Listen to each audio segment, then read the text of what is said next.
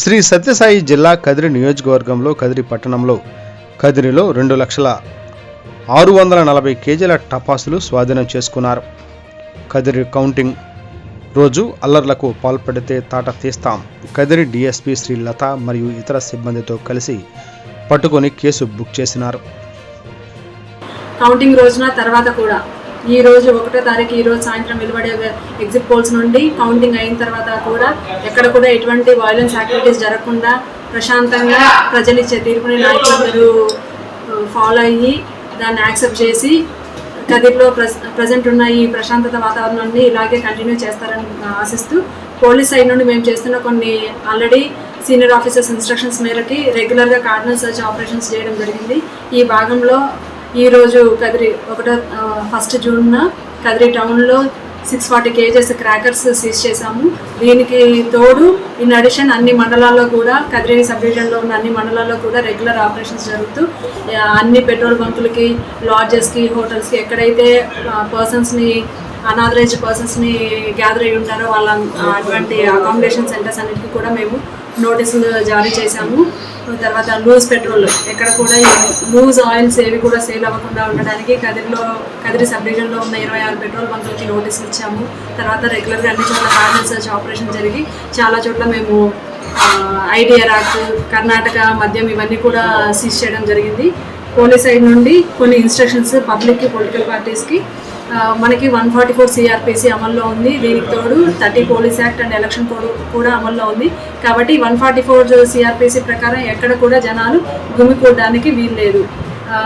ఎవరైనా గుమికూడితే, ఈ వైలేషన్స్ ఎవరైనా పాల్పడితే పోలీస్ సైడ్ నుండి మేము అన్ని విధాలుగా గట్టి చర్యలు తీసుకోవడానికి మేము రెడీగా ఉన్నాము. ప్రజల్ని కూడా మేము హెచ్చరిస్తున్నాము. ఎవరు కూడా ఈ సోషల్ మీడియాలో ఫేక్ న్యూస్ ఏదైనా సర్క్యులేట్ అయితే ఆ న్యూస్ బేస్ చేసుకొని వాస్తవం ఏంటో తెలుసుకోకుండా ఆ న్యూస్ ఆధారంగా ఒకరిలో ఒకరు ప్రలోభాలను చేసుకోవడము, ఒకరిలో ఒకరు ఇష్యూస్ క్రియేట్ చేసి, వైలెన్స్ క్రియేట్ చేసి జిల్లాలో ఉన్న పర్టికులర్లీ కదిరి సబ్ డివిజన్లో ఉన్న ప్రశాంత వాతావరణం ఎవరైనా చెడగొడితే వాళ్ళపైన కఠిన చర్యలు IPC సెక్షన్స్ కింద, తర్వాత RP యాక్ట్ కింద ఇవన్నీ కూడా మేము గట్టిగా వాళ్ళపైన యాక్షన్స్ తీసుకోవడం జరుగుతుంది. కాబట్టి పార్టీస్ అందరూ కూడా మేము లోకల్ లీడర్స్ని అందరినీ కూడా రిక్వెస్ట్ చేస్తున్నాము. మీరు మీ పార్టీ క్యాడర్ని అంతా కూడా సెన్సిటైజ్ చేయండి, వాళ్ళకి ఇన్స్ట్రక్షన్స్ ఇవ్వండి. ఎవరు కూడా వైలెన్స్లోకి ఇన్వాల్వ్ అవ్వకూడదు.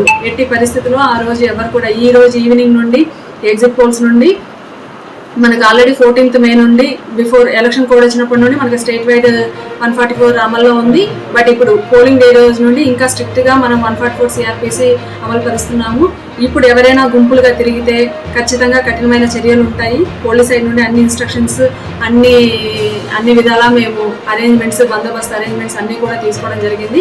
ఇప్పుడు ప్రజల వంతు ప్రజలు మాకు సహకరించాలి. ఏదైనా ఉంటే, ఎక్కడైనా ఏదైనా చిన్న డిస్టర్బెన్స్ ఉంటే అది లోకల్ పోలీస్ SHO నోటీస్కి తీసుకొచ్చి దాని ప్రకారమే లీగల్గా ప్రొసీడ్ అవ్వాల్సిందే తప్ప ఎవరు కూడా చట్టాన్ని చేతిలోకి తీసుకొని వాళ్ళు ఇంకొకరి పైన దాడులకి కానీ, అటాక్స్కి కానీ దేనికి కూడా పాల్పడకూడదని మీడియా ద్వారా ప్రజలందరినీ కూడా మేము కోరుకోవడం జరుగుతుంది. మా సీనియర్ ఆఫీసర్స్ ఇన్స్ట్రక్షన్స్ మేరకి అన్ని జాగ్రత్తలు మేము ఇప్పటికి తీసుకున్నాము. కౌంటింగ్కి అన్ని ఏర్పాట్లు అయితే చేయడం జరిగింది. మేడం, మన డివిజన్ పరిధిలో ఎంతమంది రౌడీ షీటర్లని బైండ్ ఓవర్ చేస్తారు? మనకి Kadiri rowdy sheeters bind over మనము ట్రబుల్ మాంగర్స్ ఇవన్నీ ప్రీవియస్ గతంలో జరిగిన ఎలక్షన్ అఫెన్సెస్లో ఇన్వాల్వ్ అయిన వాళ్ళని, అదర్ ట్రబుల్ మాంగర్స్ని అందరినీ ఐడెంటిఫై చేసి దాదాపు 2,000 మందిని బైండ్ ఓవర్ చేయడం జరిగింది.